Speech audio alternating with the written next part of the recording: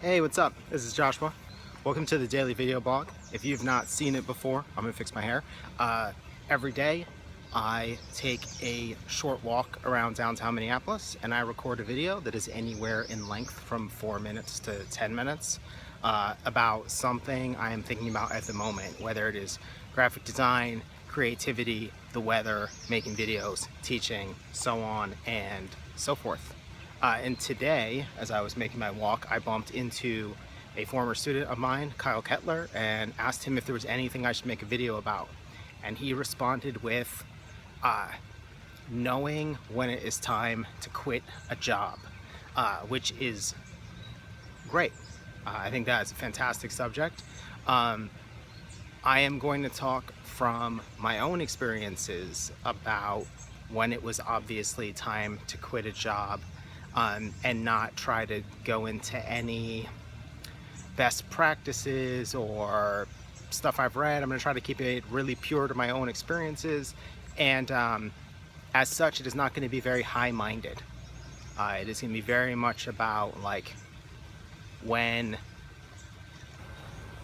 to trust your instincts. So some reasons, some signs that you need to quit your job. The first one, the most important one, is dread. So if you wake up on a Monday morning and you do not want to go to work, and it is not the feeling of, I wish I had one more day of the weekend, but it is a feeling of, oh my God, I can't believe I have to go deal with this place, these people, this project again. If that is the feeling you have most days, I think I had a mosquito on my head. Oh, definitely. If that's the feeling you have, that is a surefire sign that it is time to move on. That one is the most dramatic. And if you're feeling that, don't get caught up in the notion of, am I just being a baby? Maybe it's not so bad. All of that is what Stephen Pressfield calls the resistance, or what Seth Godin calls the lizard brain. You are thinking it's time to do something dramatic and scary, which is quit your job and get a new one, and all of a sudden all the excuses come in. And it's interesting how the excuses are almost always about undermining your gut instincts or your own happiness. So dread, you got the dread, leave. The next one I think is when you can tell you've maxed out on what you're able to accomplish.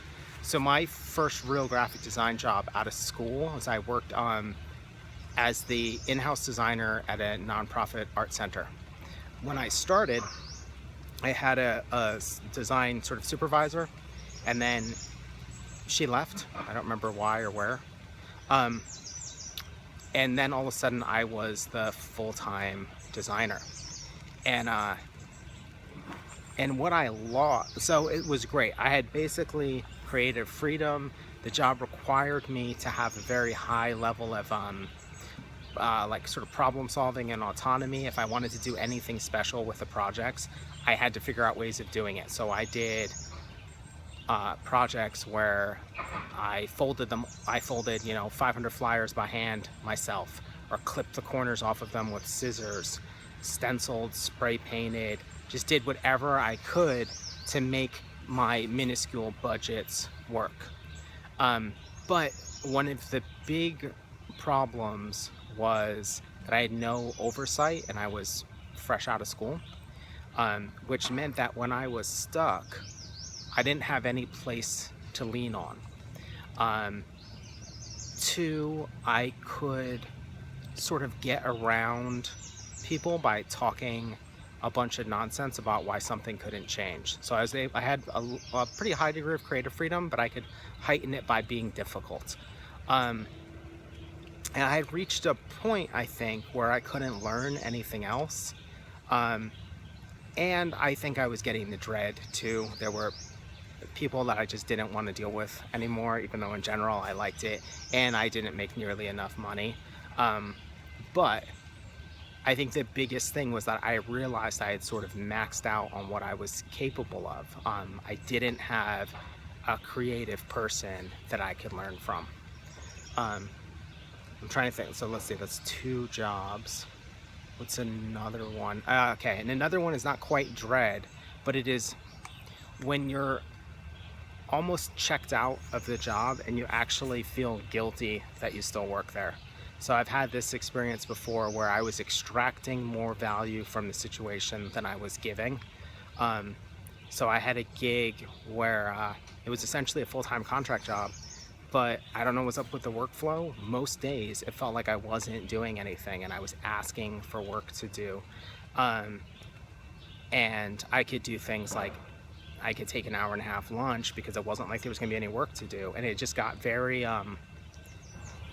it felt like even though I was being proactive, trying to keep busy, trying to find things to do, it felt like I was stealing from them. And it was a shitty feeling and it was unproductive, you know, like you don't want to spend months of your life just collecting a paycheck doing nothing. And at the end of the day or the end of those months having nothing to show for it besides like some money, you know. Great, I paid my bills. I could have found a way to pay them regardless. Those are the big 3 for me. Dread, boredom or knowing that you're done, and then being over it and starting to feel guilty about being over it. I'm trying to think of other reasons that I have left positions. But I think those are the big 3. And if you have those kind of things, I mean, they're like expressly negative, but, you know, if you find yourself starting to make excuses for it, you know, that's just your lizard brain there being afraid of change or being afraid of a sort of purported, an imagined confrontation. And that's a good sign that it's time to move on. All right, thanks for watching.